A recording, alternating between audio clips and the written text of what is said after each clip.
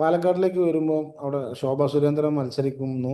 ശോഭാ സുരേന്ദ്രൻ മത്സരിച്ച എല്ലാ മണ്ഡലത്തിലും, അല്ലെങ്കിൽ ശോഭാ സുരേന്ദ്രൻ മത്സരിച്ച എല്ലാ ഇലക്ഷനിലും അവർ അതിൻ്റെ മുമ്പുള്ള സ്ഥാനാർത്ഥിയുടെ അച്ചീവ്മെൻറ്റിനേക്കാൾ എത്രയോ വലിയ അച്ചീവ്മെൻറ്റ് ഉണ്ടാക്കിയിട്ടാണ് അവർ പോയിട്ടുള്ളത്. എല്ലാ ഇലക്ഷൻ എടുത്തു കഴിഞ്ഞാലും അവർ പടിപടിയായിട്ട് വോട്ട് ഷെയറും ലീഡൊക്കെ ഉയർത്തിയതായിട്ട് നമുക്ക് കാണാൻ പറ്റും.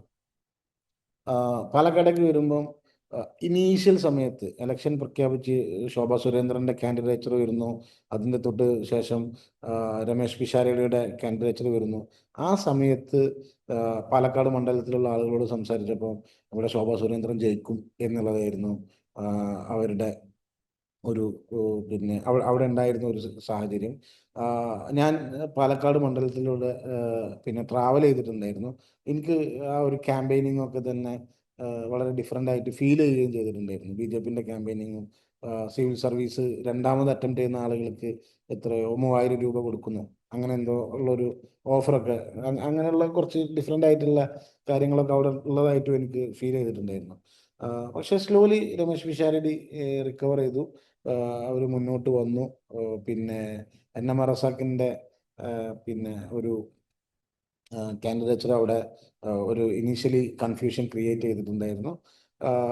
പക്ഷേ ഞാൻ വിചാരിക്കുന്നത് പിന്നെ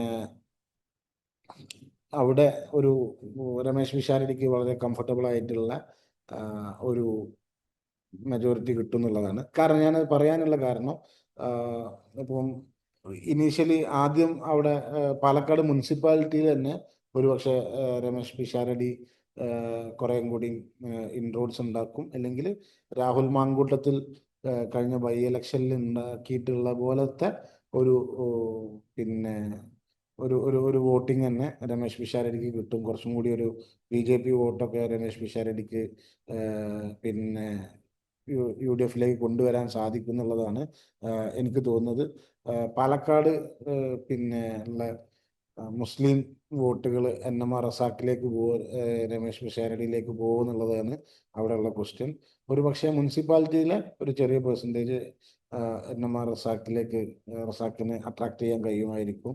പക്ഷെ പെരിയാരി പോലെയുള്ള പഞ്ചായത്തിൽ അത് രമേശ് പിഷാരടിയിലേക്ക് തന്നെ ആ വോട്ടിങ് വരുമെന്നുള്ളതാണ് ഞാൻ മനസ്സിലാക്കുന്നത്. അപ്പോൾ പാലക്കാട് ഒരു 4 റൗണ്ട് എണ്ണിക്കഴിയുമ്പോൾ ഒരു പക്ഷേ ആദ്യത്തെ 4 റൗണ്ടിലേക്ക് വരുന്ന സമയത്ത് ഒരു പക്ഷേ പിന്നെ ശോഭാ സുരേന്ദ്രന് ഒരു സ്ലൈറ്റ് ലീഡ് ഉണ്ടായേക്കാം. പക്ഷെ അത് ബാക്കി സ്ഥലങ്ങളൊക്കെ വെച്ചുകൊണ്ട് തന്നെ പിന്നെ രമേശ് പിഷാരടി റിക്കവർ ചെയ്യുന്നുള്ളതാണ് എനിക്ക് തോന്നുന്ന ഒരു കാര്യം.